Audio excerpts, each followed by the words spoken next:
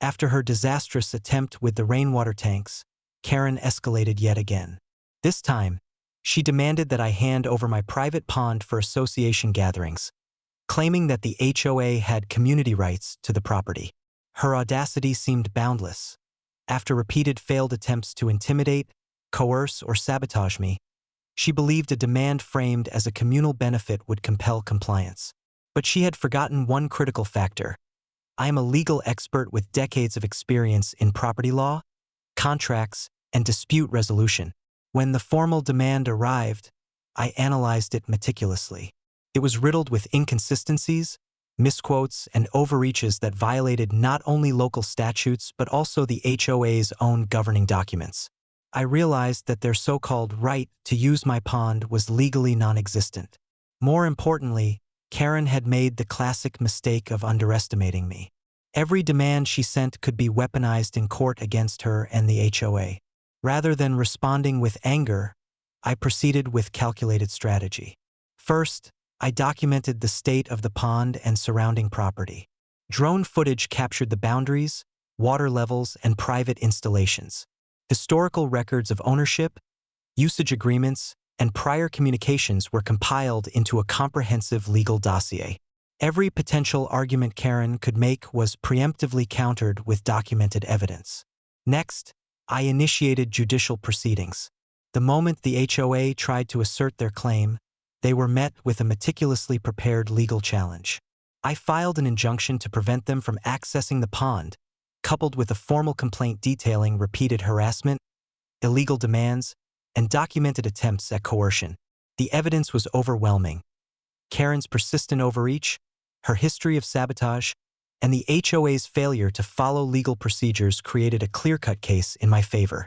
Court proceedings were swift. The HOA attempted to argue that the pond served community purposes, but the documentation, contracts, and historical usage clearly demonstrated private ownership and exclusive rights. Judges were presented with a clear timeline of harassment, trespass, and overreach, all meticulously recorded. Karen, predictably, attempted to intervene, but her pattern of impulsive behavior, prior failures, and repeated disregard for the law undermined her credibility completely. The outcome was decisive. The court ruled in my favor, terminating the HOA's claims to the pond entirely and issuing a formal acknowledgement of my exclusive ownership. Any future attempts to assert communal rights over the property would now carry legal consequences for both Karen and the HOA. Their demand had not only failed but had also exposed them to potential penalties for harassment and frivolous claims. Beyond the legal victory, the incident had a profound strategic impact. Karen's standing within the HOA plummeted. Her repeated failures were no longer private grievances. They were public record, referenced in court documents and visible to the entire community. Neighbors and local leaders began to view her as reckless and unreliable, and the HOA's overall authority weakened as a result. Every attempt at intimidation had backfired spectacularly, reinforcing my position rather than undermining it. The case also served as a broader lesson in preparation and foresight.